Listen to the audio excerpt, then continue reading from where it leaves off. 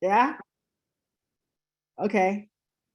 But is it beginning to feel a little more, are you a little more comfortable with the material and like what you're seeing with your companies and all of that now?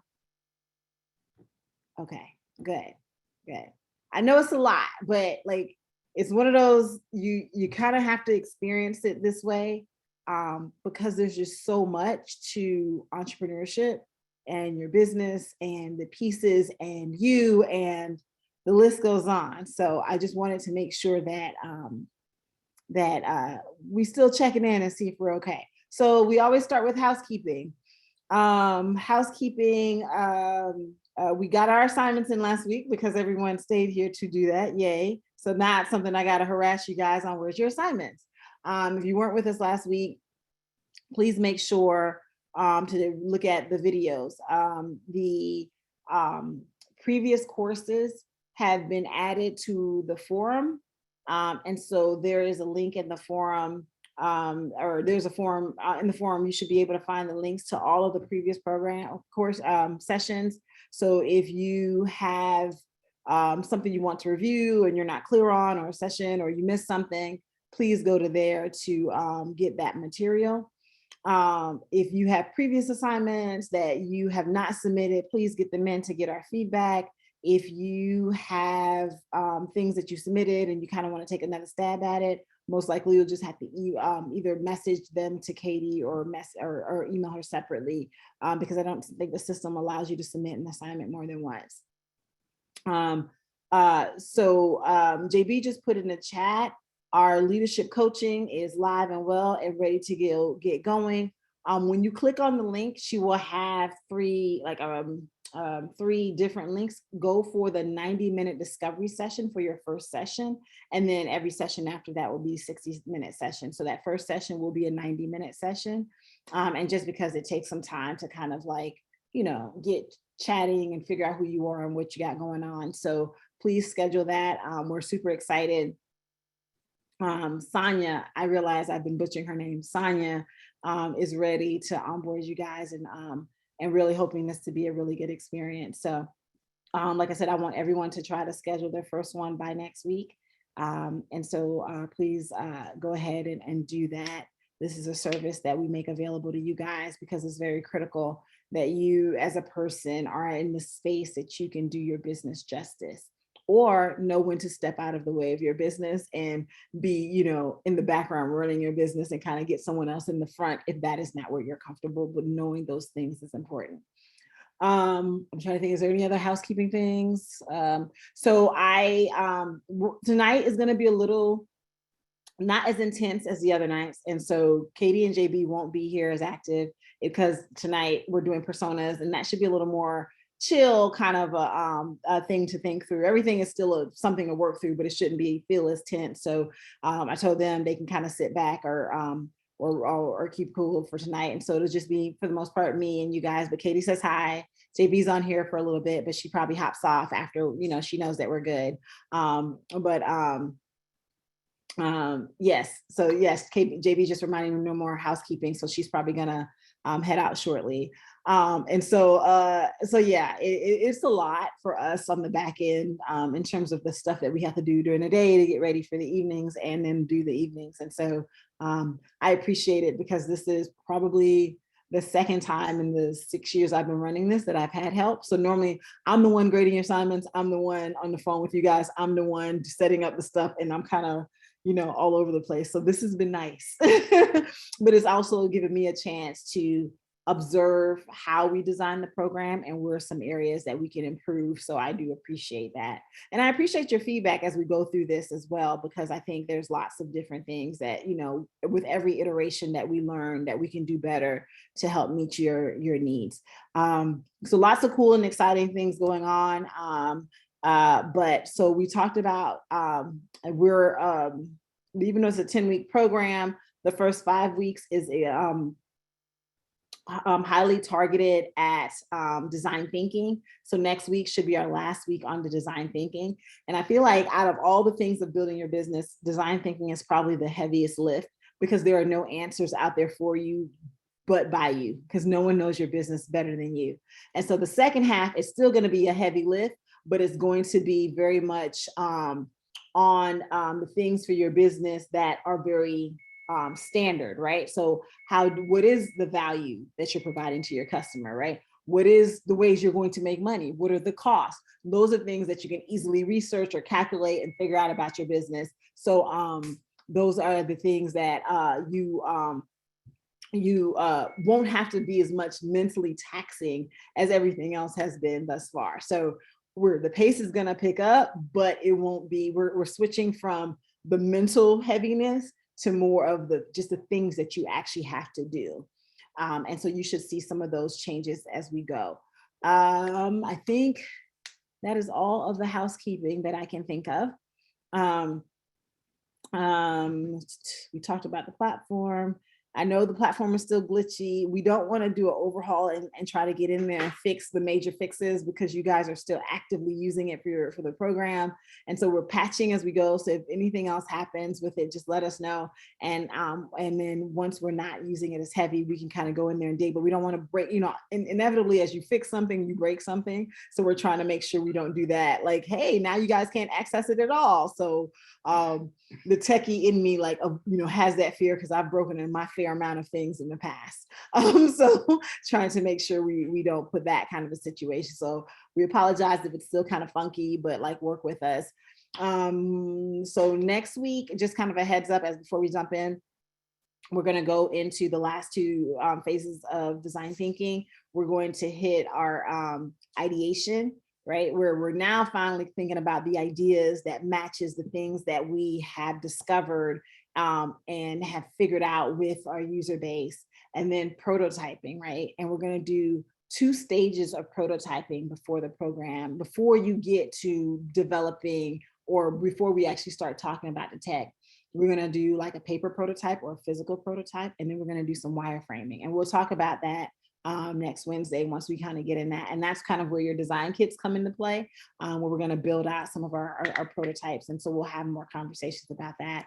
And Monday, like I said, is going to be our ideation. And so Monday is, we're going to use the Post-its a lot on Monday. So hopefully you guys will be in a space that you can kind of tag it, on a wall or somewhere on a table. So you can kind of get them all out there, so you can get all your ideas out. So make sure that wherever you're joining class from, that you kind of have that space to do that. And like I said, Wednesday we'll be building the prototype. So you want to have some space that you can kind of, construct your prototypes. And with those things, when we talk about prototyping, when we do our paper prototypes, remember I told you the first round was the empathy interview. So you're going to do some more interviews, right? With the paper prototype, right? And even with today, when we talk about our personas, the personas you construct, you don't have to get a lot of people, just get a handful of people and be like, hey, does this kind of sound like you?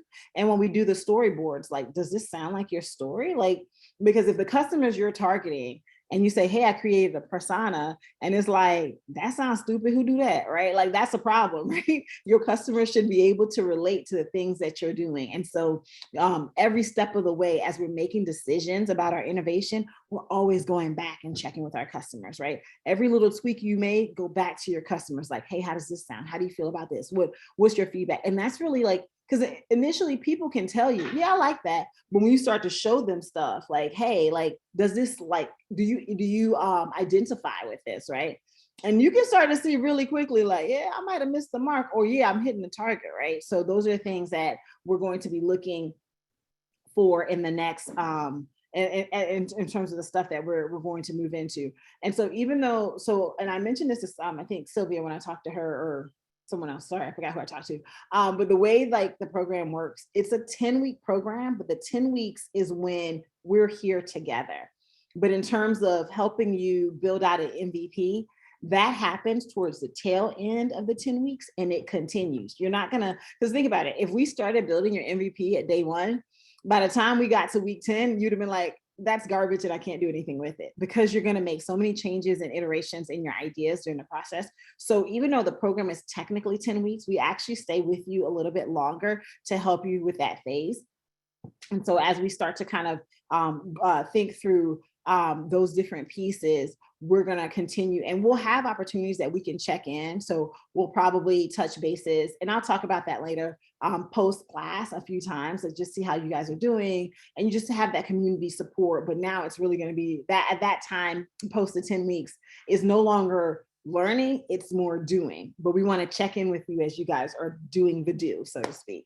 So that is just some kind of like projection of things that's coming in the future. We'll talk about it as we get closer down there. We're not anywhere near there yet. I just want to kind of give you guys kind of, you know, the lay of the land.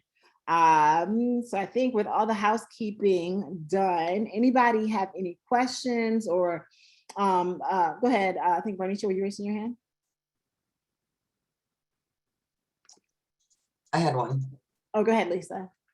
A little interesting on like what you said. One thing that has come back that I said to people about my, just how I do the work. And I've heard a few times like, no, don't, that's not me. Don't do that. Right. Kind of thing. I thought, oh, interesting. I might push that to the background. Right. But now a couple weeks later, going back to some of those former clients, and even one specifically said, you know, I've been reading up on that. And I'll show you crystal bowls. I do crystal bowls, right?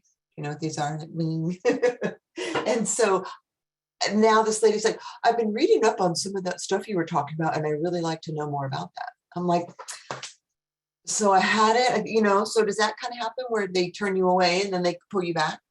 Like people, oftentimes we don't know what we want. And you know what I mean? What is the old saying? Like she got more information and she is. If we would have asked before when they were building the first car, the Model T, and I think the saying was, if I would have asked people what they wanted, they would have told me a faster horse. People don't always know what they want or need, you know what I mean? And so and that's why this discovery process is so challenging. It's cool though. It's really hard to go like, what do you need? Because they're going to tell you something, but what they tell you is really based off of their limited experience. And that's kind of why I say you don't start with a solution, because they don't really know what they need. But what they know really well, they know the problem. They know what they've been living with. They know their frustrations. They know their excitements. That stuff they know. And what we can do is construct solutions based off of that. That puts us closer to what they need. But if you ask me what I need, I will get it wrong all the time because I don't always know exactly what I need, but I do know what I'm struggling with. Right. And so that is exactly, so yeah, that is very common that happens. So good find. Any other questions, comments, or concerns? Are we still doing interviews? Have we wrapped up our interviews? Everyone wrapped up their interviews? Thumbs up. I had a quick question. Probably still going to do some more interviews going forward, but my question was on the design kit. I haven't received one yet. Really? Yes. Okay. Well, I will have JB verify your address, because that means they went to somebody.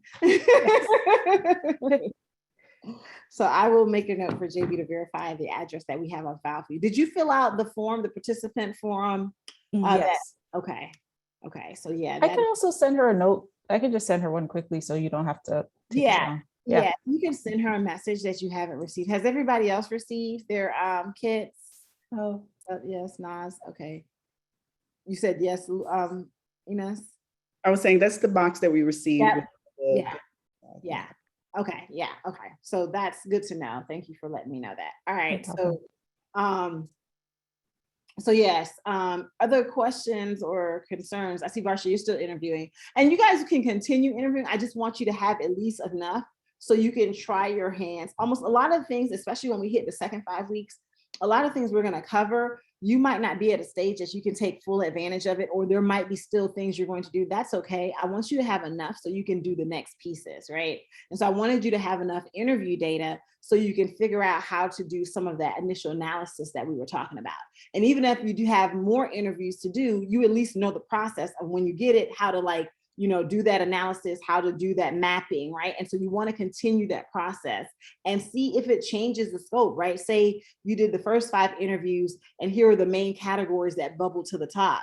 You did 5 more interviews and you realize those categories switch, right? That's okay, but that's just helping you scope where you're going to when it comes to what's the true benefits that people are seeking to gain, that is helping you scope that out and figure out really where coming out of the door as an MVP, what are the bare minimum things you need to be addressing, or making sure that that's part of your offerings, right? And so that might continue to evolve. And even as we go through ideation, right? If you have to, like, remember what we talked about with design thinking, it's a loop. And so you might do empathy, you might do define, and then you get to ideation and be like, wait, I need to actually go back, right? I need to go back to empathy or define. And I do define, I do empathy, I do ideation, then I go to prototype. And I'm like, oh, prototype just showed me something. I need to go back to ideation, right? And so that is totally normal. And so by the time we get to prototyping, we all might not necessarily be at prototyping. Some of you might need to go back through the loop, and that's okay, right? Because as we start to focus on the business side of things, you're still working on these things as we go, right? There's not a finished product, but it's just as long as you're still making that progress, so we can kind of help you along the way. And that's kind of what we're looking for. Any other thoughts, questions, concerns? No? Okay. All right, so let's get a little bit into our personas. So with the personas, essentially personas are fictional characters we create based upon the research in order to present the different user types that use your service, product, site, or brand in a similar way. Creating personas will help you understand your users' needs and experiences, behaviors and goals. Creating persona can help you step out of yourself. It can help you to recognize that different people have different needs and expectations. It can help you to identify the user you're designing for. Personas make the design task at hand less complex. And so they guide your ideation process, and they can help you achieve the goal of creating a good user experience for your targeted group, your targeted user group. So let me, and the thing about personas I find fascinating is because at this stage you've done enough interviews, you don't have to really make it up when you're doing personas at this stage. And one of the first things I do when I'm thinking about a persona is I start off with, if I interviewed a couple different people, again, those themes that popped up to the top, those are kind of where I'm focusing on. But what were some of the commonalities in terms of the people I'm interviewing, right? Most of them that, were probably around the same age group, probably had the same socioeconomical status. They had some similarities. And so my personas, I like to construct them as a compilation of those people. So I take those 10, 20 people that I interviewed, and I create a fictitious character, but it's really a person where I pulled from all of those people that I've interviewed. And that's the cool part about interviewing, because you're learning so much about those personalities and you're pulling them together to kind of make this individual. And then that's who you're targeting. And that's who you have in mind as you go through this process. So let me stop screen sharing and hop over here so you guys can get more insight on your personas. Oops, hold on. That's not the right video. Everyone loves spreadsheets.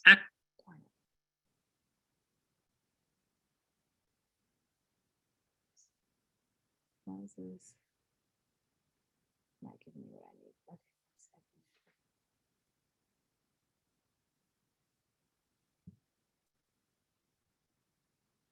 1 second, my computer is, I always try to have things queued up, and now my computer is not cooperating. That's okay. I have a backup.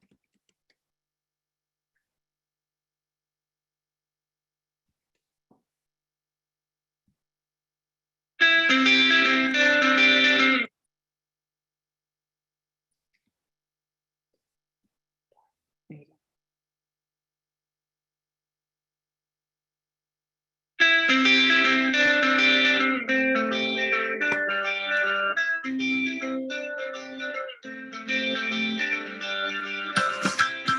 Personas. What are they? Personas are fictitious characters created to represent the different types of users for a possible product. Personas are fictitious characters created to represent the different types of users for a possible product. Each of them represents desires, motivations, expectations, and needs of a group of real users. That's super weird. Okay, let's try that.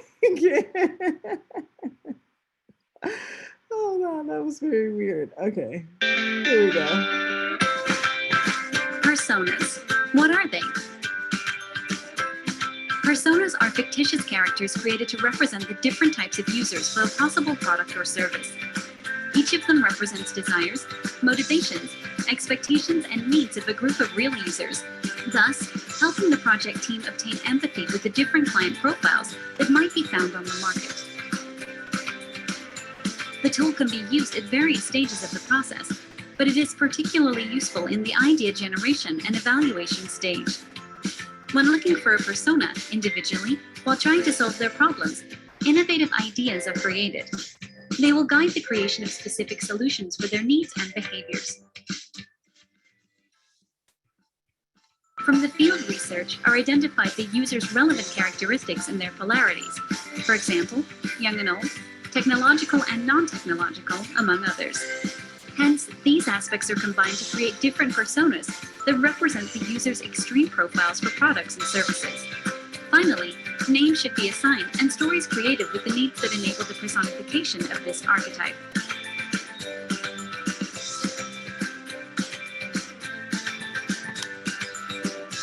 All right, apologize for that weirdness, but hopefully, and I have another one that we'll go through in a second, that painted a picture for you of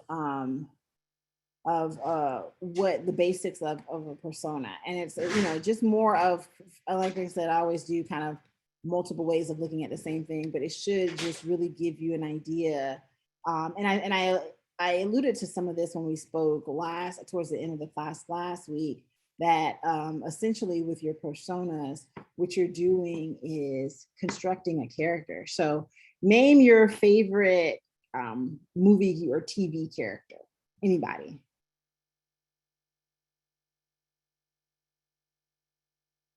Anybody? Y'all watch TVs and movies? I don't watch TV, but I'm like Bart Never? Simpson. You've never watched TV or movies? No, I just say don't. But Bart Simpson came to mind. Huh? Bart Simpson came to Okay. mind. Why? Just the pokey hair. I don't know. Those little cartoon pieces, you know, Okay. that yellow hair. Anybody else? Name who's your favorite character or a memorable character. We'll say that, not favorite. Stewie Griffin. Stewie Griffin. Stewie Griffin. The whole. Oh, is that the From Family Guy. Guy. The little boy, Coffee yeah. Baby. okay. What's memorable about Stewie? His British accent and his wit. Oh, his wit. Okay.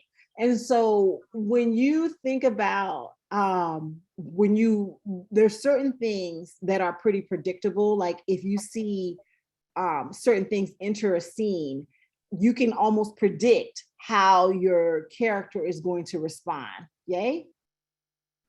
You can also gauge what they're feeling, but even if they're not present, if something happens and they're not there, you'd be like, ooh, Stewie gonna trip about this, or you know, SpongeBob is gonna get excited about this, right? Understand. It's funny that all of y'all pick cartoon characters. That's really hilarious because that's the only thing I watch. But I'm that adult. But Ines?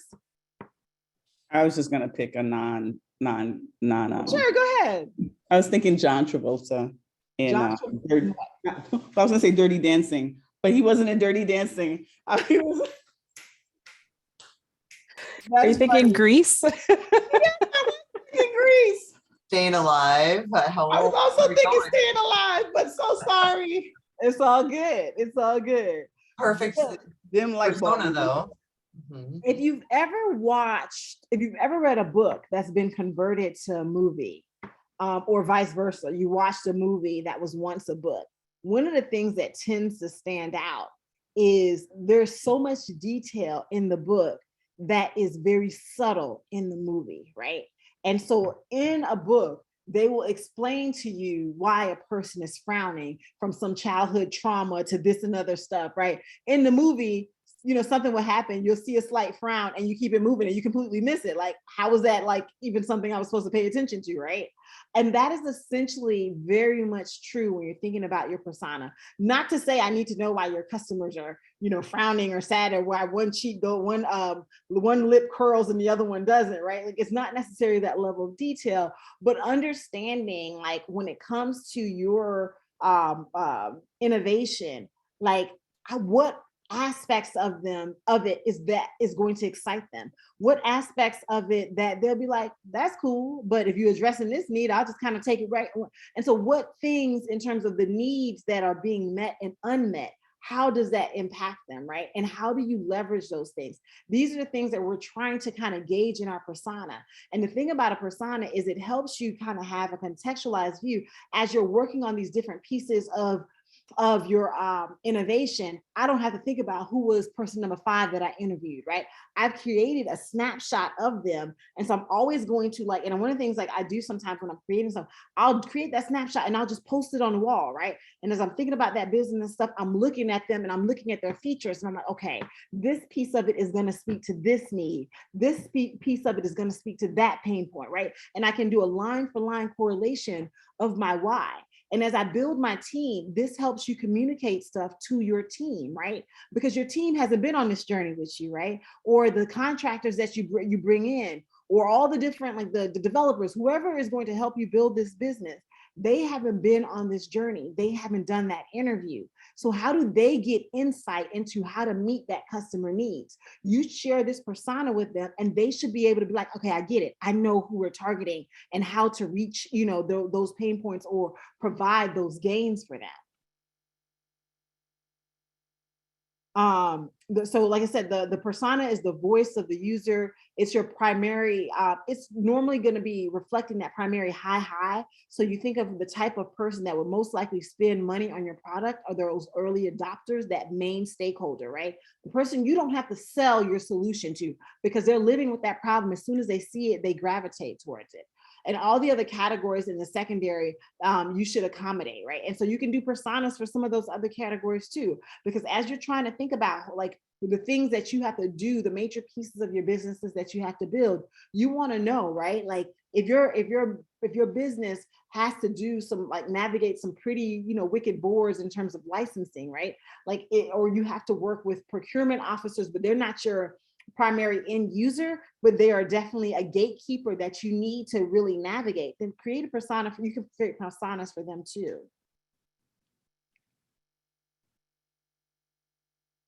Why is this not moving? Okay, so 4 perspectives of a persona. Your persona should be goal directed. So what does the typical user want to do with my product? It should be role based. Your persona uses roles in the organization, right? And so as you think about these different companies as you think about these different users, stakeholders that we've talked about, then you should have those different roles. If you have 2 different end users, or if you have a customer that is doing the purchase and an end user, you want to think about those as different persona. Like, for example, one of the things that we do sometimes for my company is we create products for kids, but they're being purchased by the school systems, right? So our school systems are our customers that we're selling to, but our end user are the kids. And that how we talk about our product is very different from those audience. How we're going to market our product is very different. The features that we highlight, right? All the things that we are going to talk about, how we're going to approach it is going to be 2 different lines of approaches for that same product, but it's getting to that end user. How we're going to engage your persona, how you're engaging your persona. So examine the emotions of the user, their psychology, their background, make them relevant to the task at hand. Fictional personas does not emerge from you, but does not emerge from your user, but it emerges from the experience of the UX design team. And so there's 2 types of, these are 4 different types of personas. And so you can have a very much goal oriented, like what does my typical user want to do with my product? Or you can have down to like when we were like, if we were to do a persona for like our first example of John wants to write the great American novel. That is a completely fictional, because we don't even know about John. We just making stuff up and like going through that process. And we're going to do some fictional personas as we go through. But what we're going to focus on and what we're creating is engaging personas, right? Where we're definitely pulling the things that we've learned from our interviews, that emotional psychology, back relevant things about our customers in terms of what they're trying to get done.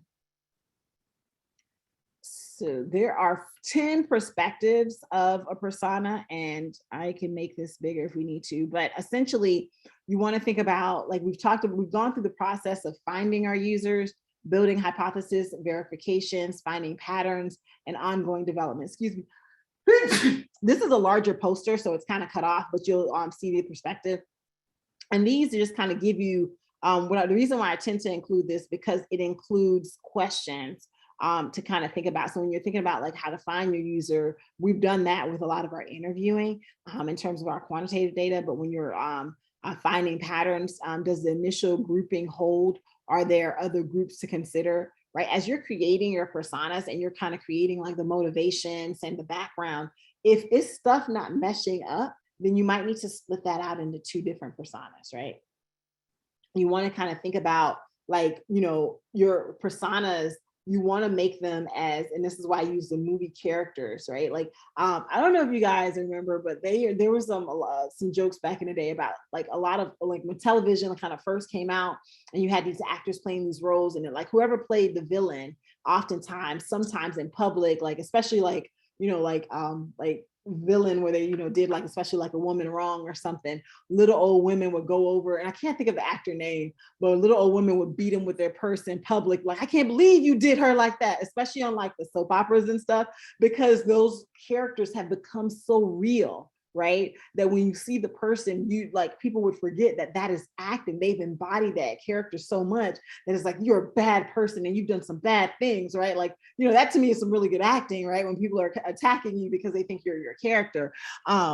But again, that is kind of what we're thinking about, right? Like if things are not adding up, right? If we're constructing these characters and we're making them as believable as possible, where someone can see our persona and be like, man, you know, whoever this person is, they've really had a rough time, or I can really see their need. Everything in that persona needs to add up for that person. If things where it's like you talked about a character who is a homebody and, you know, like they really like to get their media from their computers and they're introvert. And then you throw in there, like, you know, their favorite thing to do is like, you know, to be a social media influencer and hang out at parties. It's like, wait, that doesn't align. Like, is that what, how does that the same person, right? And so it's like, that might need to be different personas, and that's okay, right? But you just want to make sure that the things that you're putting in your persona lines up for that person. Questions on this so far? So characteristics of a good persona, they reflect patterns observed in research. They focus on the current state, not the future state. And they're realistic and not idealistic. They describe a challenge, but not impose a design target, right? So we still haven't gotten, I know we've been on here for 4 weeks and we still have not gotten to your solutions, right? But your persona is really just kind of capturing all those things that we've been doing to this point, but they're embodying them into a person, right? And they help us understand our user, context, behaviors, attitudes, needs, challenges, pain points, goals, and motivations. And so these are the things that, and I'm going to show you a couple different examples of personas as we go through. Y'all know I love showing y'all multiple examples of stuff to confuse the mess out of y'all. It's what I do well. No, well, I like to show you there's more than one way to solve a problem, because I don't want you to get fixated on the ways I show you as the only way of doing things. And so what I want you to pay attention are, when you're doing a persona, regardless of the structure you use, these are the characteristics you're targeting, right? You're reflecting, they reflect patterns observed in research, right? Kind of what are you're focusing on the now, right? It has to be like very real. Like I can feel this person's struggles, right? It has to describe a challenge, but not tell me what, like this person, like it shouldn't be like, you know, answering it shouldn't be telling me their problems in light of a solution, right? And should be very contextualized, right? And so I hate to be redundant. Well, I don't, but I know I'm redundant, but I'm doing that very intentional so you guys understand these characteristics are really kind of what we're targeting as we go through this process. So we're going to use, so we're creating persona. You want to use your interview notes, create 1 or 2 personas to represent your core users. Each should have slightly different stories and use cases. And this is really interesting because even if you very narrow your target, there's still going to be variations, right, of people within that key target base. And so ideally, you want to create at least 2 versions, right, of your key customer, right? And that's because, you know, it's your customer. Say, for example, we use the example of barriers to eating healthy. And we talked about some key things. And so they might have some key problems, similar key problems, but how they get there, or sorry, similar key pain points, how they get there can be very different, right? And so you want that to kind of give you a balanced perspective of that customer. And so when we create personas, we want to give them a name because we're trying to make them real. My co-founders always laugh at me because for whatever reason, for the past, I don't know, however many years, anytime we're doing a use case scenario or persona, my personas all have the same name. It's been Keisha forever. And Keisha has all these problems that we're trying to solve. And they're like, if we get another Keisha out of you, and I'm like, sorry, it's my go-to name. So, so I have like my go-to persona, and I've done like series on her and her problems and evolutions as we problem solve. It's like, what is Keisha dealing with today, right? You want to get age, right? Because that, again, helps us target demographic. Gender is kind of one of those fluid things. You can kind of do one for each gender or whichever, or you can do gender neutral, but you want to identify those things about your customer, just because even though I hate like stereotypical stuff, there is sometimes when it comes to certain products and services, they're influenced differently by different genders. Marital status is important because sometimes that points into stuff like values or limitations, especially, like people make decisions differently when like family is involved as opposed to it's just me. Occupation is also important, hobbies, technological familiarity is also important because a lot of times the solutions we're providing is technical. And so you don't want to be like, hey, I got this great solution and you can't use it. You know what I mean? Like that's not very helpful.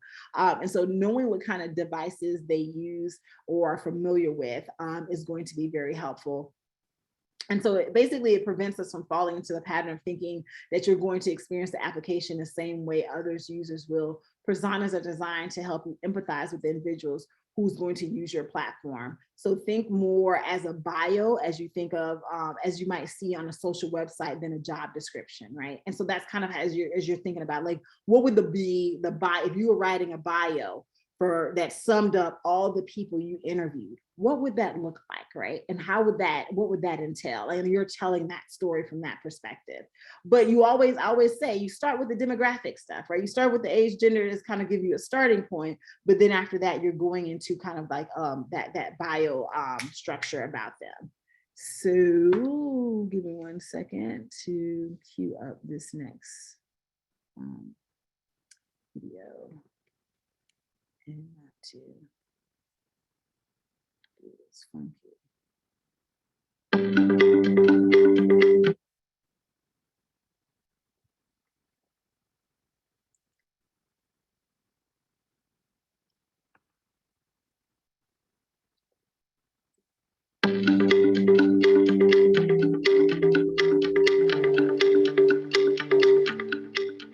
Hi there. In this methods video, we're going to talk about personas.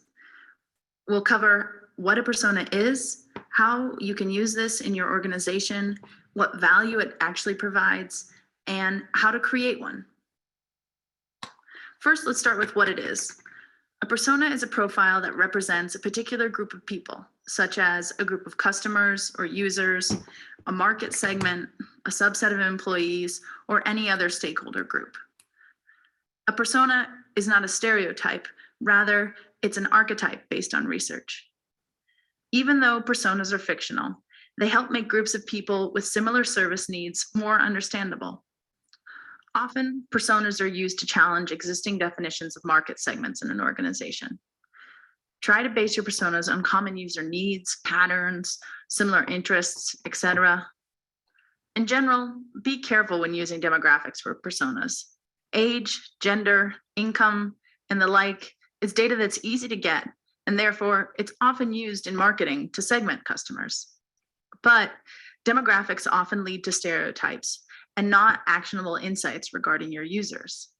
Netflix even says that demographics are garbage when it comes to predicting user needs.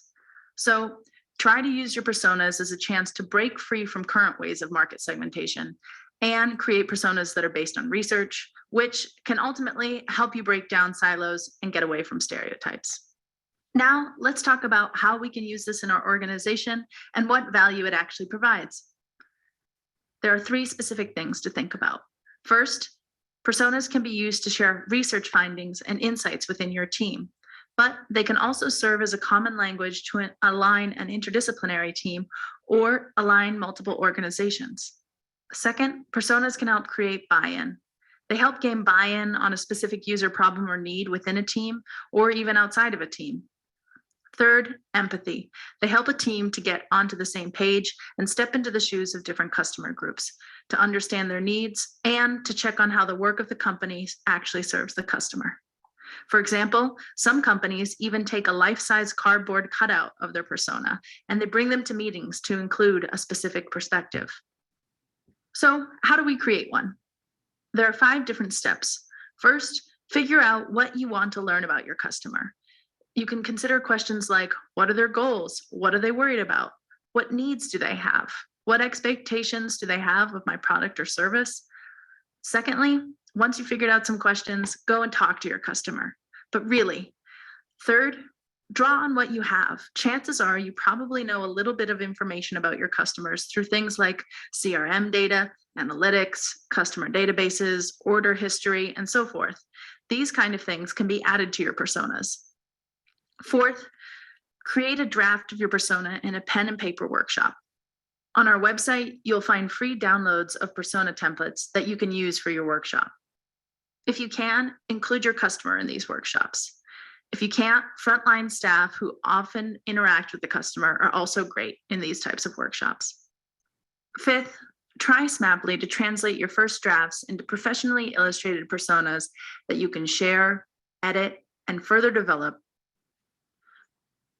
Alrighty, so that was probably reiterating a lot of the same things that I said, but I wanted, and she brought up a couple points that I forgot to mention.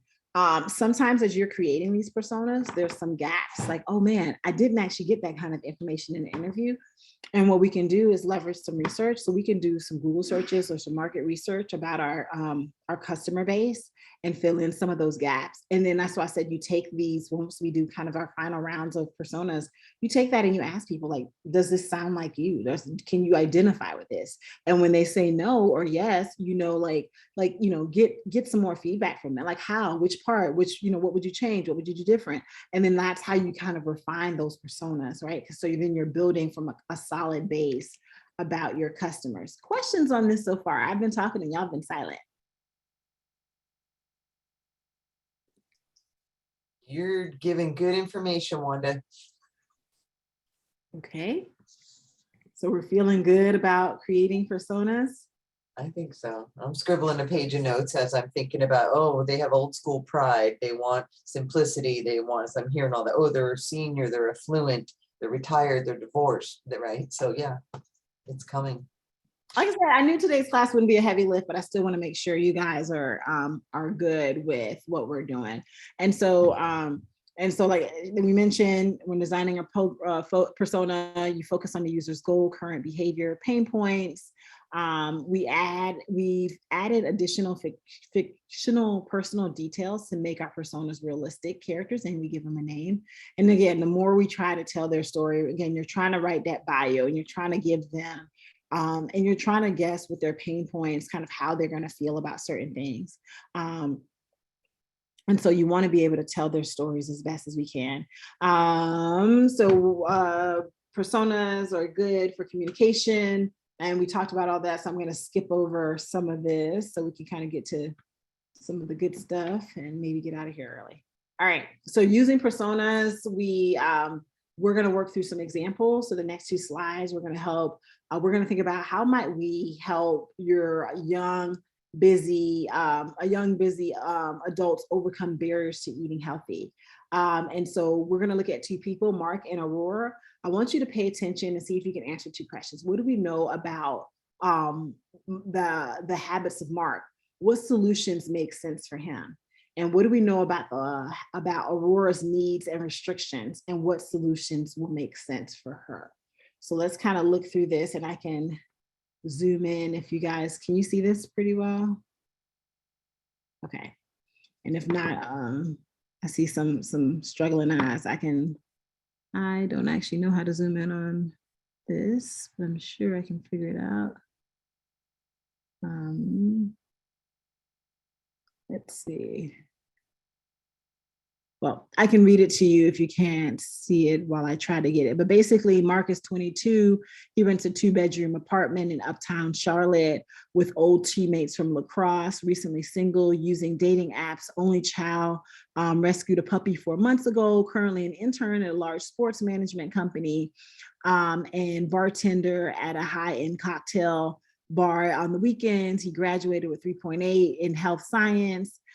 He owes about $28K in private loans. His hobbies include eating out, lifting weights, playing club lacrosse, drinking beer, or draft beers, tailgating. He wants fast shipping. He values low prices, prefer online marketing, light colors, and simple website, owns an Android, shops mobile when with referrals from social media, like such as Instagram and Facebook. His personal goals is to be out of debt by 2024, to be engaged in 4 years and work in university sports medicine, shops online between 7 p.m. and 3 a.m., prefers chat systems for customer service, studies abroad. He studied abroad in Chile. He can speak Spanish and some Italian, travels on a budget, prefers hostels to hotels, very fit and active, and has a bad diet due to eating on a budget and drinking often, and he's seeking health information. So before, like, the question we ask is, what do we know about Mark's habits? And so before we get into what solutions make sense, just based off of what we read, what do we know about his habits? I jotted down just a couple of notes, and basically he likes to drink and he likes to eat. You mentioned about the tailgating. He is sounds like an avid shopper, online, wants it fast kind of thing. Likes chat, so he's very kind of tech savvy. As far as he's a very compassionate person too. He rescued a puppy. So those are some things I've jotted down about him. Okay, what else? It seems like he's very impulsive. He's impulsive. Okay, yeah. It seems like everything he does is just like now, here, now. Okay, what else? Notice his living arrangements. What do we know? What do we see as his living arrangements? Small apartment with friends. So he's very cost conscious, and that's like, he doesn't necessarily needs like a lot in terms of fancy. Even when he travels, he wants hostels to hotels. So he spends, but he's very strategic on what he spends on, right? It's not like, clothes or at least from I can tell, it's not like his living is where his spending is, but it seems like it's in other spaces. So, and also, yeah. But also look at his academic background. What was his degree? Huh? He's no slouch. No, but what languages. What was his degree in? Health sciences. So he's seeking information about health information, but knowledge isn't his issue because he got a degree in health sciences. So he has some basic knowledge in that space, right? So the issue he has isn't because he has no clue what to do, right? but we said his hobbies is eating out, drinking, right? And look at his preference: fast shipping, systems over people, right? He wants promo codes, right? And he has a very fast-paced life. I want stuff, I want it now. So as Chris was saying, he's impulsive, you know what I'm saying? And so that kind of, so these little habits are kind of some of the things that we're kind of seeing about him, right? He shops on referrals from social media. Like I can't think of a time I've clicked on a social media ad to buy something. Like, well, Mark, that's Mark's jam. You know what I mean? Like, oh, that sounds good. I'm gonna buy that. You know what I mean? Like, that's really interesting. But also look at his goals, right? He wants to be out of debt by 2024 and engaged in 4 years, right? Like he got a whole lot of conflicting things happening here. So when we think about this, what solution makes sense for Mark, right? Because we're trying to help him, eat healthier, right? Because that is at the end of the day, the goal is how might we help this young person, young busy adult overcome barriers to eating healthier? So understanding what we know about Mark, how would we help him eat healthier? Help him prioritize something over another. Okay. Give me a little bit more. He could benefit, like, are we giving solutions though? Or how Yep. can we help him? He could benefit from like a, I don't know what they're called, the fresh meals delivered to your door, like quick, easy shop, order it online. All you got to do is chop it up and maybe heat it up, Okay. What else? Yeah, I wrote that too about the order prep meals since he likes to order online already. Maybe something social where he and his friends, maybe his roommate, it's a way he can meet, people he wants to date. And it's like they're all tracking their health goals together. I like that. So a cooking, dating kind of like Taco Tuesday at our place. Yeah, like an accountability app. It's like, yeah, almost like a cooking speed dating kind of thing going on. Yes. That is actually pretty neat. That's a good idea. I know, right? Someone build it. Audition. MVP, someone build it. No. All right, that's cool. That's cool. All right, let's move on from Mark and we're going to go to Aurora. So Aurora's a little different. Aurora is 24. She lives in Mount Vernon. She's single, living with her parents. She has a college degree and she works in financial consultant.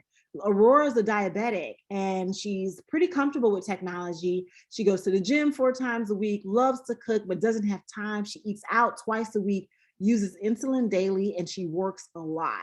Aurora's moving out of her parents' house. However, her parents are concerned that she may not have time to make healthy meals. And so they suggested that she find a food service plan that will meet her health needs. But her goals and needs, she needs to maintain her weight, monitor her sugar intake, and log calories, healthy food options. So what do we see different in terms of like Aurora's living situation, right? Living at home as opposed to with a friend. For now, but she's moving out. Yeah. So she's been living at home. Money. Huh? Been able to save her money. She's definitely saved more money living at home, right? And also I'm pretty sure her meals have been a little bit more controlled, but she was still eating out twice a week, living at her parents. But I'm going to assume living at her parents, there was, more healthy food options available to her when she was there. Right. Especially since her parents are concerned. So maybe they were trying to encourage her. Right. Like she might be there and she eats when they cook something, but they haven't seen her kind of like, does she know where the pots are? Like, I ain't gonna lie, that was me when I left for college. My dad was like, this is not gonna be a good look. And sure enough, my first semester in college, I had to be hospitalized because of the food. I was like, yay, that failed. But enough about me. What are some of the restrictions, her restrictions and health needs? Diet is definitely a restriction as far as what she can eat and how much she eats. Yeah, she's a diabetic. So she has some very particular health needs that she has to very much monitor, not just her weight, but her intake, her calories. She has to pay attention to all of that. So if you were to think about the day-to-day life of Aurora, what would that be like? She goes to the gym 4 times a week. I was gonna say she Got goes no to- kids and no dog to take care of. Yeah, Aurora's doing her, right? It's all about making sure she's good, right?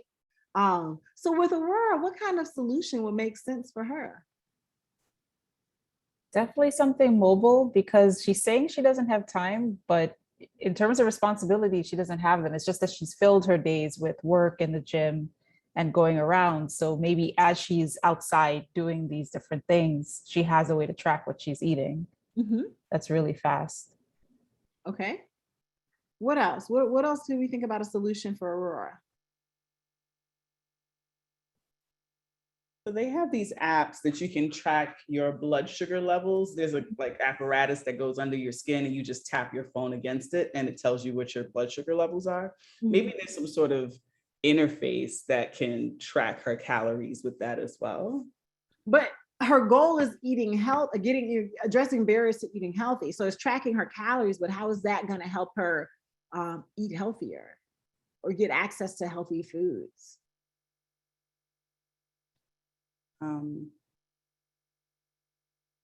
She can get a meal plan that sets out her meals for the week that's tracked on the app.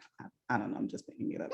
No, this is what we do at this stage, right? We're trying to just look at what we have and then just make stuff up, figure it out, right? Like a parent suggested a service, a food service. Okay. Or maybe something like, just assume she's not going to cook. So just here are the healthiest options, in a 1 mile radius from where you are. Make a plan. So that she's, oh, sorry, I thought I heard someone. Did you say something, Lisa? Sorry, did like you say, make a plan. Right, but it would be restaurant based. So rather than her trying to figure out, is this a healthy restaurant, it would tell her, here's something you can eat based on maybe what some parameters you set. I need food under, this many calories or this type of diet. Yeah, low sugar. They actually have some stuff like that where they tell you, like, I know, like I have a lot of food restrictions. And so there's different apps out there that'll tell you at like the popular fast food chains, here are their gluten-free options, here are their vegan options, here are their, whatever options. So you're not sitting there, because oftentimes the person at the cash register has no clue what's what. And like, I can't tell you when I tell people I need gluten-free, the type of things they try to hand me. And I'm like, you have no clue what I'm talking about. Thank you. So there's a lot of different tools out there. So maybe something like that, an app that she can have on her phone and she can pull up like, I'm near this, what are my diabetic options that, are available at these different establishments? I have a quick question. It says nothing. I don't think it says anything about how she monitors the way she spends money. No, there hasn't been any mentioning about that now. And so I guess I was thinking along those lines, as opposed to the gentleman that was before, we saw some of his money spending habits, but she's about to, I'm assuming this Mount Vernon is in New York. Yeah, it could be New York or Virginia. I think okay. Two Mount Vernon, I know. I was just thinking if it's Mount Vernon in New York, so the cost of living is higher, is she money conscious? Right. What can we do to save her money? Yeah, and so this is where I say, like, when you guys are creating your persona, there's going to be these knowledge gaps that you realize you're not really sure of. You can make them up and then you Google it, right? For someone like Aurora, what is their social economical status typically on average, right? And so you can kind of Google, like do a search on that and fill that in. And then as you talk to people, you verify some of that information. You don't ask them how much they make, but like, you put it on that persona, and then you just kind of go step by step and see if they identify with these different pieces. So yeah, that is a good point to make, that we don't know that information about her. So I have a question. So I understand that we're doing these like profiles for the people. What if they're not comfortable disclosing how much money they make? You're not asking them that. Oh, okay. Because the examples had that. So I just the examples, that's what I said. A lot of times you might not know that information, and you can just do a search of like these, like you can do a search that you can help fill in the blanks, or you can make it up, right? And you can make it up, but you make it up off of informed information. So people in this age range trying to do these things typically fall within what social economic status, and you've put that in your persona. And then when you have users review your persona, see if they identify like, yeah, that's me, but this part, that definitely doesn't seem like me. Okay. Right?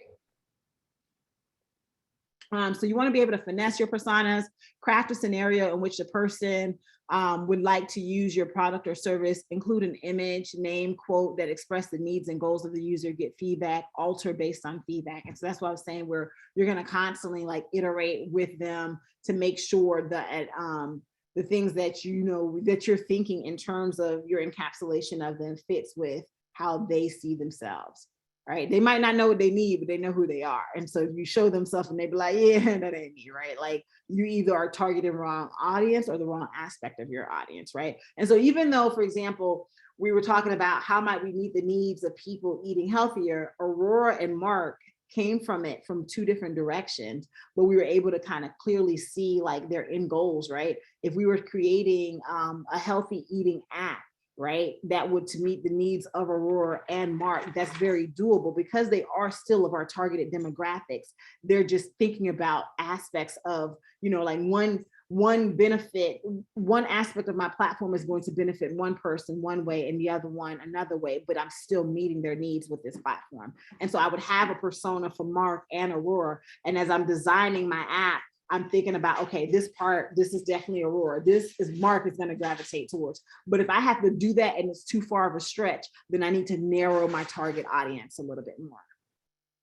And so elements of a persona, what is the purpose of, so you want to be able to think about what is the objective. And so you can put like an objective statement or quote or both, the purpose of the business, the age of your person, so age range, right? And again, birth to like 100 and something don't tend to have the same needs. And so having that range is important. And a lot of these other features we kind of talked about, so I won't kind of go into those details, but these are pieces that you would kind of think of putting into a persona. And so you can, what we're going to do is we're going to first, there's two types of persona. There's a detailed persona, but we're going to start off by looking at creating a lean persona. So I want us to kind of construct a persona that just is pretty basic, and then I'll show you the more detailed one that we're going to do next. But this is kind of, sometimes it's hard to think about all the pieces that will go into persona. So you start off with very a basic. So we normally do our 4 quadrants, demographic, you know, we give them a name. I always like giving them a name, makes them real. Oh, actually, it was so funny in the video where they put the persona on a cardboard. I was in a brainstorming session once where we got into the argument, right? And I think like the cardboard was Susie. It was like, Susie doesn't want that. And like they drew tears on Susie's eyes. And it was just a whole like production where Susie became so real for us that we were literally about to go, like we're having this full-fledged argument advocating for Susie. So it was really entertaining that when we actually came to ourselves, we was like, we look really crazy right now. Like, so I don't know, that just made me think of that. But anyway, so kind of thinking about, you know, if you had your 4 quadrants, you know, Mary, you could draw a stick figure, you know, your demographic information, what are some of the behaviors, and that's just some of the things that we know about them, some of the needs and the goals, right? And so those are kind of some of the things that we would know. So our first example is John. So essentially, John Shaw is an entrepreneur. He is the owner of a bookshop. Sorry, if you have a sheet of paper, go ahead and get it out, or your computer, whatever. We're going to try to create a persona for John on an impromptu here. So I want you guys to kind of take this all in as we're going to actually try to construct. And like I said, we can keep it pretty basic. So just think of behaviors, you know, demographic, behaviors, needs, and goals, right? And we already know the name is John, right? So, but go ahead and try to identify, like, how do we take this information about John and turn it into that persona template. So he's the owner of a bookshop. He's self-employed. He's 34, lives in New York, married with 2 children, has middle income level. He changed his occupation 3 years ago after getting married. What's John's story? He was working at a global company, didn't have much leisure time at his work and taking too much time to start a family. He decided to quit his job, invest in his savings in a bookshop, which has been his dream since his university years. All he wants to do is be able to maintain his bookshop. What's the challenge for John? John is not a great accountant. He's getting lost while following the money. He spends and earns. The biggest question he needs to answer is how much profit he can make at the end of the month, and he has to spend a long time to make efficient analysis, and he quit his corporate job to spend more time with his family. So essentially, John doesn't want like starting a business to take up as much time as his corporate job, because then it completely defeated the purpose of him kind of making the switch. What does John need? He needs a product that will handle the analysis of his home income. He's looking for an easy to use product that can enable him to see how many books he's sold, how much money he's made, how much money he has spent, which categories and titles are best sellers. In addition, the product must give precise results and shorten the time he spends managing the shop. So that is essentially John. So I want you guys to take a stab at creating a quick persona with all this information. So again, this is a lot of information. And as you're going through stuff, you don't want to have to sit here and read this or read your interview data all the time, right? And so if I was to create my little 4 boxes and I can just do some quick bullet points about John, what would that be, right? What do I know about John's demographic? What do I know about his behaviors? What do I know about his needs and goals? Take a few minutes and show me your John. Well, you don't have to draw him, but show me I want to hear what you come up with your personas for John.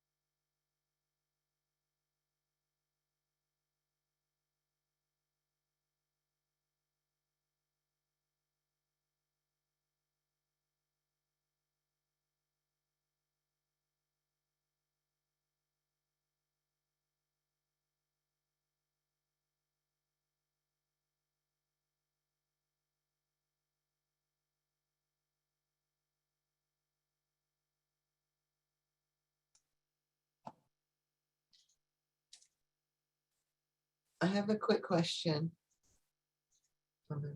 Sure. It's like a 2-sentence wrap up, right? Is that what we're looking at? You're essentially creating this lean persona for John. So just the bullet. Okay, I didn't do all the behaviors. I had like a 3 set, like he's who he is and what he needs. Okay. No, it's kind of the demographics, behaviors, needs, and goals for John.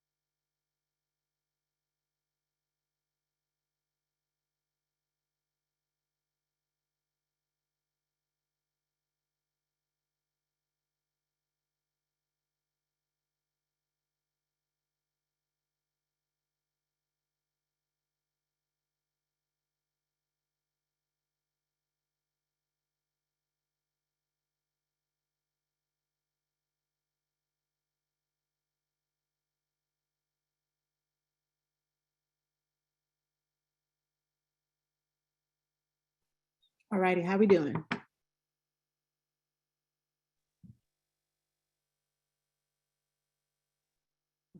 Struggling a little bit?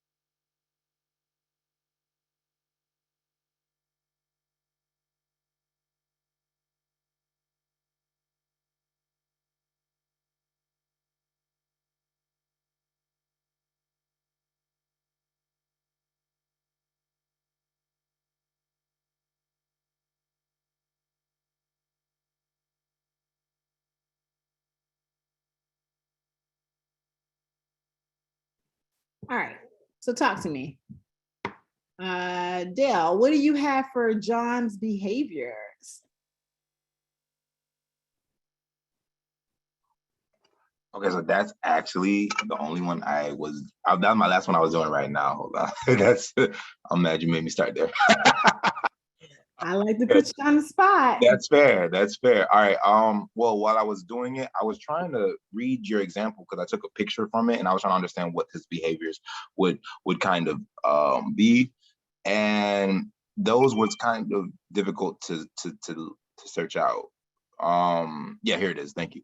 I know that he wants to, he was he was in college. I don't know if he graduated, but he was in college and he wanted to start his own business. I didn't know if that would be a behavior per se, because he eventually did start his own business. I know he's a family man, because he wants to spend more time with his family. Don't know if that's a behavior as well, because I see in demographics, I know that he's married, but behavior and married, I don't know. That's why I was a little tripped up. I was like, am I supposed to put that? Am I putting too much information? But yeah. Okay. Anybody else? What do you guys have for John's behaviors? Ines? Not good at accounting. Okay. He's not good at accounting. What else? That he values, I guess, leisure time over income. Okay. I put that he is a self-starter because. Okay. You said because I didn't hear the tail end of what you said. Did we lose you? Manisha, you're muted if you're still talking. Sorry, I put because he's an entrepreneur. He's a self-starter because he was an entrepreneur, and seems to have trouble with spending money. Apparently, if he needs some kind of accounting, spending money and managing his time. Okay. I put that he likes like financial stability because it says that he he changed his occupation after he got married, and so possibly he likes like some sort of security to be able to like provide for people who depend on him. Okay. Anybody else have behaviors?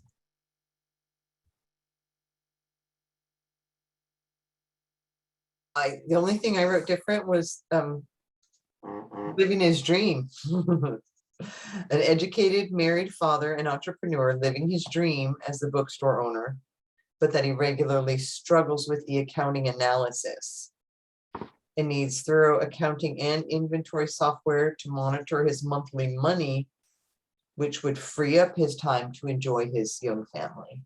That's the whole statement. These supposed to be quick bullet points. Lisa, help me shorten that a little bit. Just what are some of his highlights? With accounting. Okay. Enjoys his bookstore. Okay. Spends too much time on the analysis. Struggles. That's the same. Okay. And that's his behavior. Yeah. Yeah. All right. I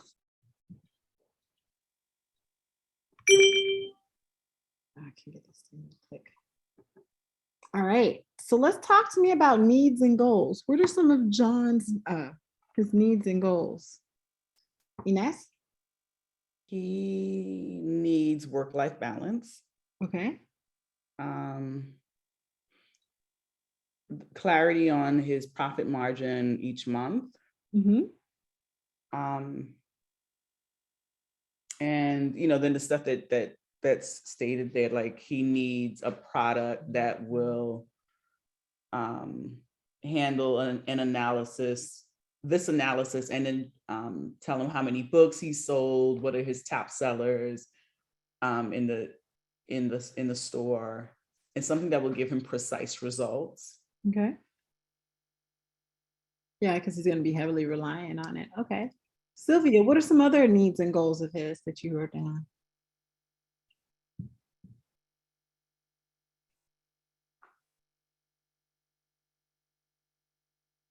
Sylvia, can you hear me?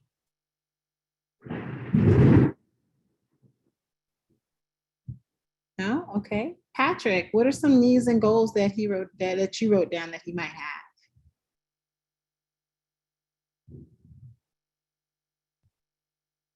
It's 11 of y'all in here. I'm gonna get y'all to talk to me. Patrick? Sylvia's trying to get in, I think, trying to resolve some sound issues. You got it, Sylvia? No? Yay?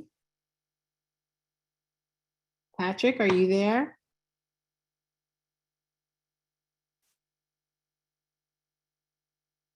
All righty. All right, I think Sylvia's had some issues with her sound, and I'm not sure if Patrick is with us. All right, so I think we've identified some of the needs and goals of John, but it kind of says some of it. He needs a product that can handle his analysis, something that is easy to use. He needs, like you guys mentioned, some of that work-life balance. His goals are to not let his job kind of take up so much of his time, like his previous job, right? Like that was a big goal for him, is making sure he has time for family. And so that's something that's really important, right? Like whatever the tool or solution is, it can't have a steep learning curve, and it can't require a whole lot of him to utilize it. He wants something that he can definitely like set it and forget it, right? Okie dokie. Let's kind of move things along because I want you guys to get to some of your stuff. It's in there. All right, so we're going to go and create some more high level personas, and we're going to work on these for our tools. So let me stop sharing so I can kind of show you an example. There's a couple different tools. Oh wait, I did that too quickly. There's a couple different tools in the video. She used Smatly. These are some other tools: Expressia, UserForge, Extensio, or you could just do it in PowerPoint. And so for your assignment that we're going to try to knock out, and I took up more time than I intended, try to knock out or spend some time doing, and I want you guys to submit today, is you're going to create your user persona. And so what we initially did was a leaner one, but we're going to do a little more detailed one for your end users. And so we're going to use Expressia. And so let me put that link there so you guys can go ahead and load that up so we can start, you can look at it, we can look at it together. That doesn't, everyone in the, okay. All right. And so I'm going to share with you an example. Expressia, done. Yeah.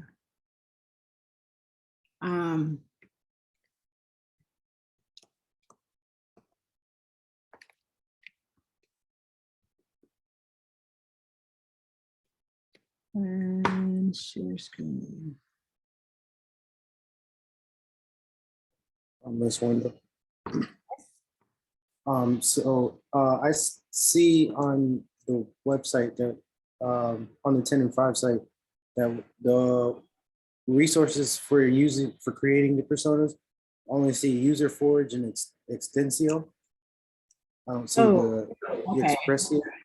I put it in the chat and we'll update that link. That's probably an older link that I shared with them. So I'll send her the newer link to update that has Expressia. As I create these, we use a lot of our older material, but as new material comes aboard, I try to encourage you guys to use that too. And so when I looked at the reviews, Expressia is the new hotter tool than User4 and Extensio. So I included that and been playing with that. But I included it in the chat. And so you should be able to click on that and it should bring you to this. And all you're doing is, it's a free sign up. So you click and sign in. With a lot of my things, I just try to click on like Google to sign in just to make it easier. One less sign in I need to remember. If that's not something you're comfortable with, and create a sign in and go ahead and sign in there. And then once you sign in, I signed in on another one, so let me stop sharing and share where I'm at.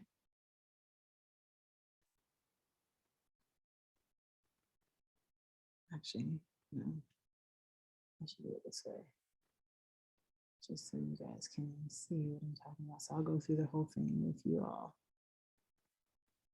All right, so once I sign in, I click on my agreement, and sign up. And once I sign up, I'm going to add a project. And then I'm going to click on add new. And under add new, I'm going to persona, and I'll pause there to make sure we've all made it here, if you're doing it along with me. If anybody has any problems getting to the step, let me know. And we'll just do this as a demo for class, but if you like, hey, I prefer PowerPoint or one of the other tools, you're free to use whatever tool you like to create your personas and turn them in. Question mark, questions, or anybody has any issues getting to this point? Where did you see the add new button? Like what part of the website were you in? So right here at the bottom, you see, I'm not bottom. After I clicked on add project, to the right, you should see add new. Should we have clicked on personas first or no? No, you don't have to. Oh, okay.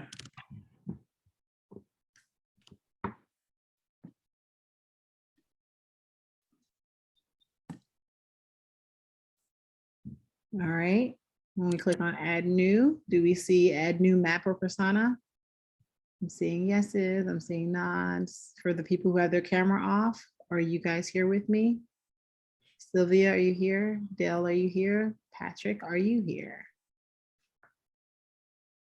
Yeah, I'm here. I'm still trying to navigate through the site. Right now, I have my personal workspace.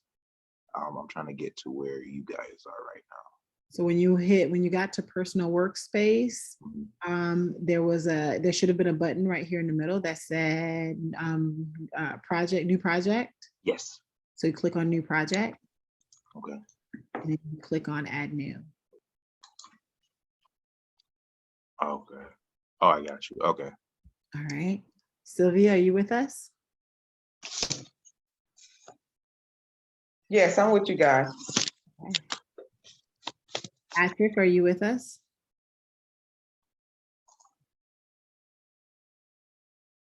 I'm going to message and see if Patrick is here.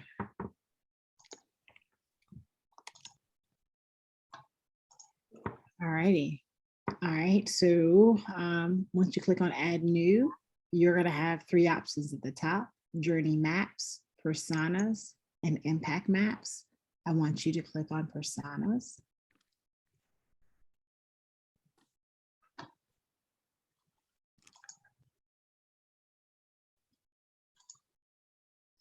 And then when you click on personas, you have two options, or there's three options, depending upon your business structure. You can do a blank persona, and that's the default. You can do a business to business persona, and that will prompt you on some things if you're selling to businesses instead of customers.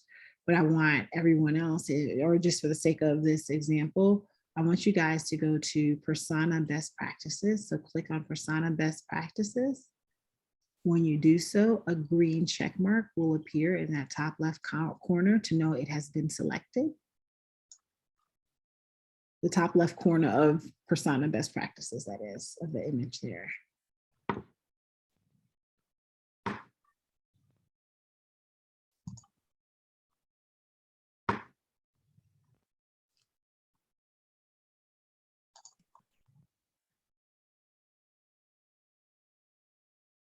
And when you do so, is everybody here with me? Did we get to Persona Best Practices? Nope, not yet. Okay.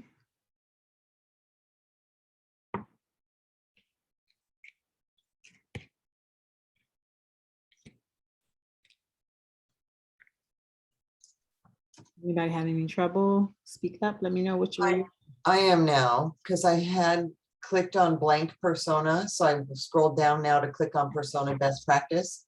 And it's telling me adding more maps or personas is not available on your plan. Unlock. Okay, I will come to you in a second. Oh, we just lost them. Oh no, we didn't, just lost the image.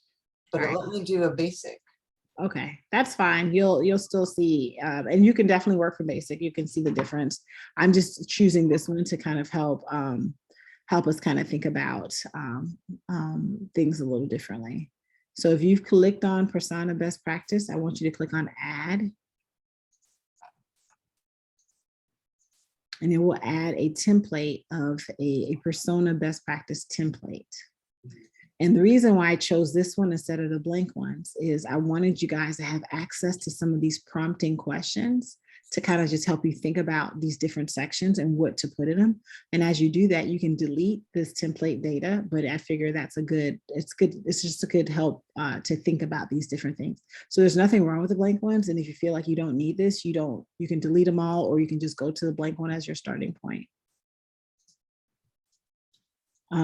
And so I want you to think about these different pieces. And so we're going to do some quick breakout rooms, and we're going to collaboratively in our breakout rooms kind of work on our individual personas, but I want us to kind of, as we do with everything else, help each other get there. Oh,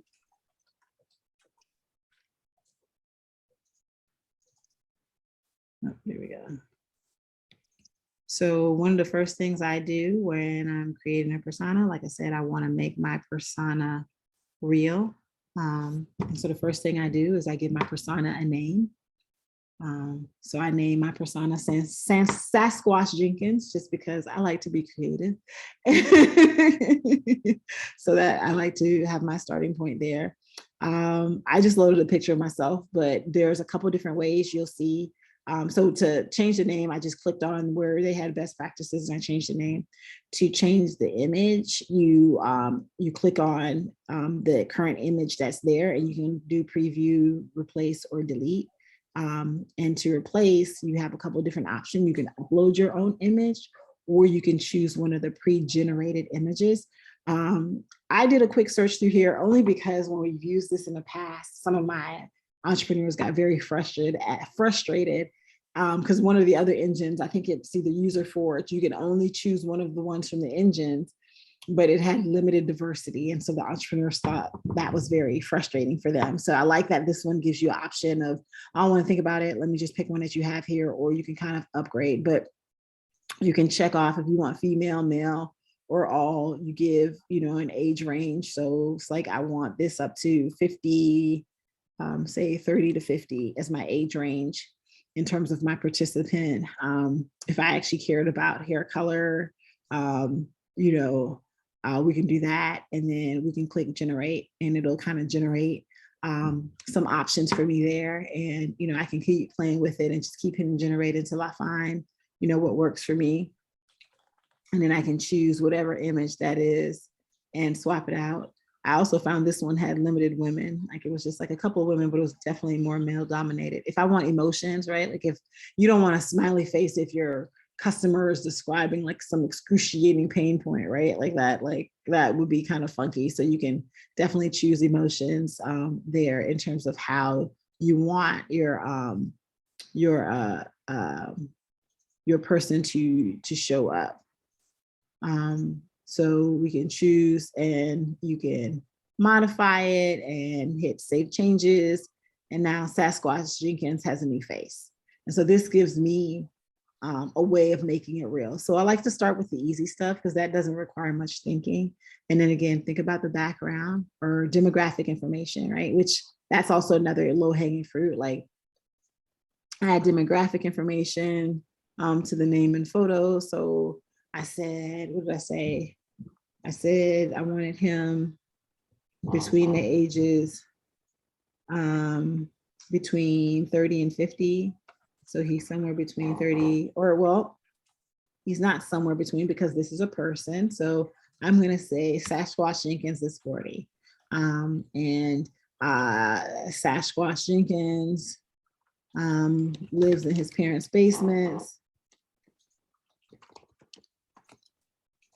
And you just make, again, a lot of it is based off of some of the things that you have learned from the observations. Some of it will come from data and research that you find online in terms of what does, when you do a search on this type of demographic, on this target audience, what does demographic look like? Skills, expectations, quotes, motivations, etc. So these are all the things that I want you to kind of think through. So we are gonna go into some breakout rooms to kind of think through our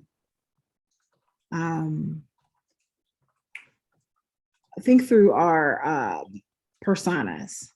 So anybody having any issues of getting here thus far? So we all were able to pull up UX Pressia.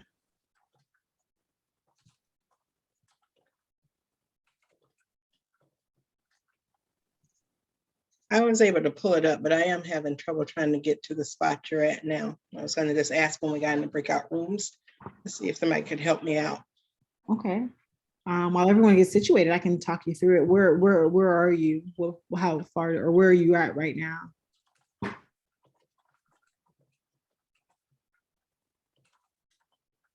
I'm sorry, I mute myself.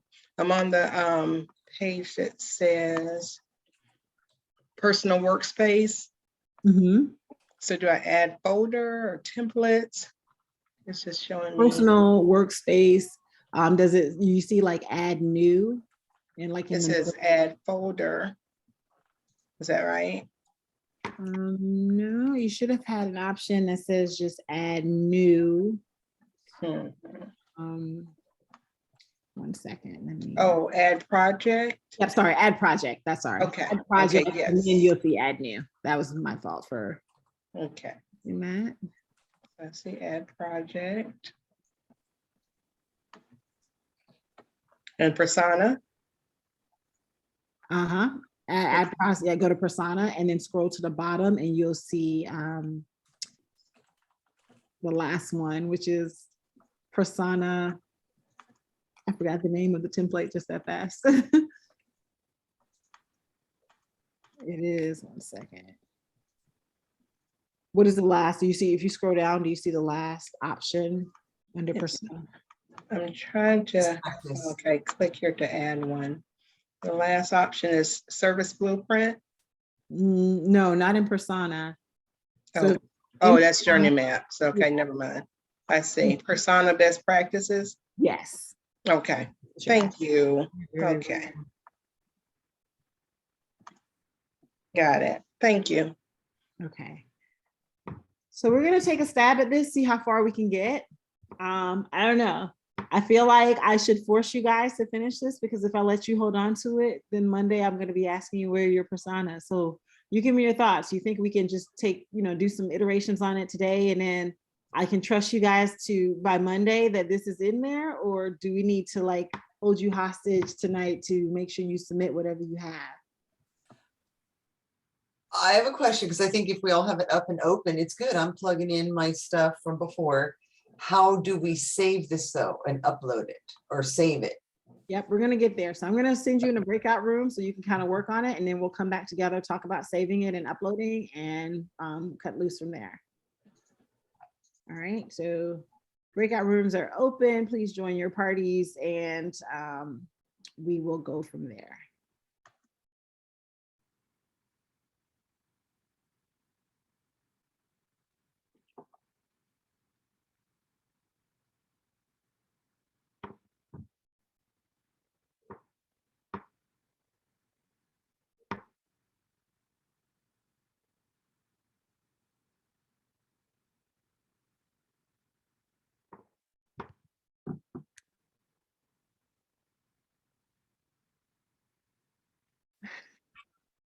Thank you. Did you guys do pretty good with your, what was the biggest challenge in doing your personas? Just figuring out like how things couldn't overlap and like which section one idea went in versus the other. Give me an example, like what? Like, because I was somewhat confusing demographics and background and goals with motivations and frustrations. Okay.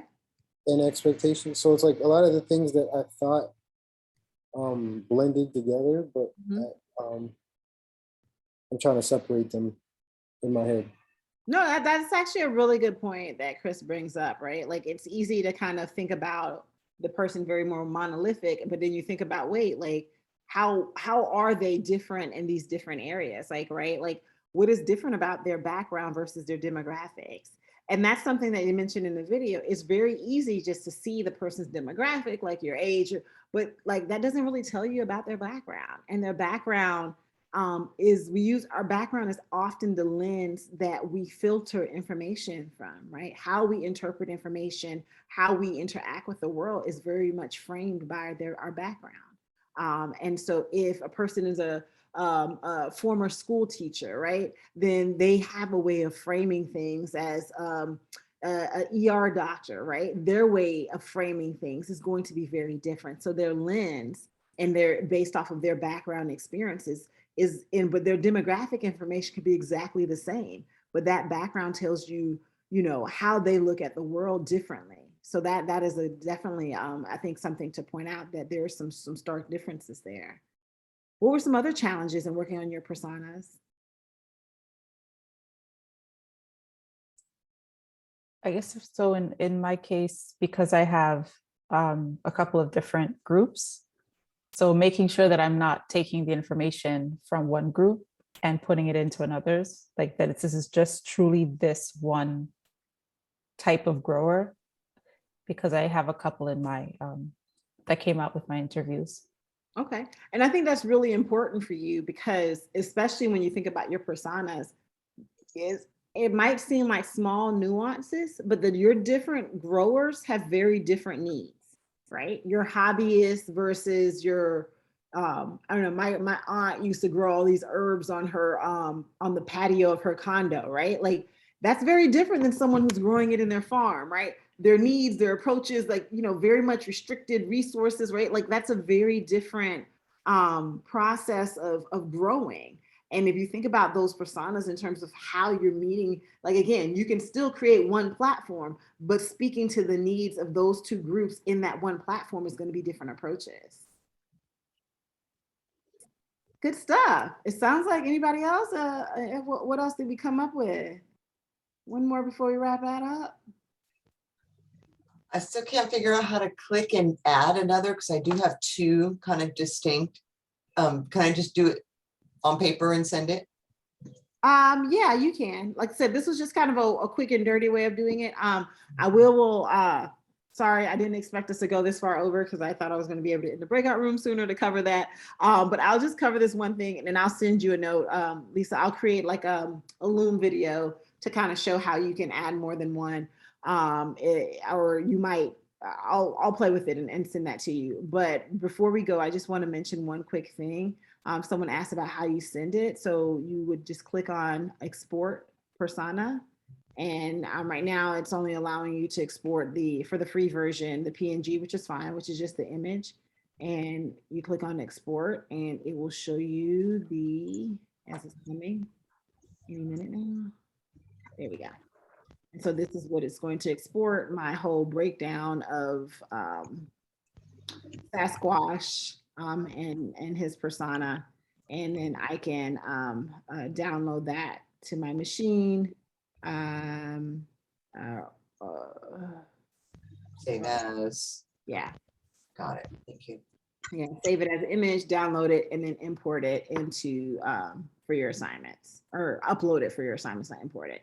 So yeah, you can, it's however you do save as on your machine. If you have a Mac or a PC, it's different. But just save image as Sasquatch Jenkins, and I save Sasquatch here, and then upload them accordingly. So it should be pretty straightforward to save him. And I'll look into Lisa creating a second persona and talk you through and post something to talk anybody through it who has that challenge as well. We have gone over, I apologize, I hate keeping you guys late. Again, my technical difficulties, but hopefully it turned into useful conversation to you guys. How many of you guys feel like you're about to wrap up, or there's some tweaking you might just need to do, but you're good with it? Awesome. Awesome. I see thumbs up, everybody. I see some nods. Marnisha, awesome. Okay, great. All right. Sylvia, how do we do with persona? How you feeling? I'm feeling okay. I just got a few more to wrap up on the motivations and frustrations. Okay. Okay. But I think I worked it out there. All right. Good, good. I like to hear y'all doing well. All right. So that is a wrap. Oh, go ahead. I had a quick question about the expectations. Since we couldn't tell these people what we were trying to prepare for them, what are we supposed to put for expectations? In the persona? Yes. So expectations is more of, so like using the example of like the John one that we just did, like John's kind of expectation isn't like in terms of like his problem. Like his expectation was like he wanted to be able to run this bookstore and run it efficiently and it not take up as much time as his corporate work. So not necessarily just their expectation in terms of their of your product, but kind of their expectations in general. Or and again, this is a template, and so if one of these boxes doesn't necessarily work for you, you can reframe it. Because like I said, personas can be done on multiple different ways.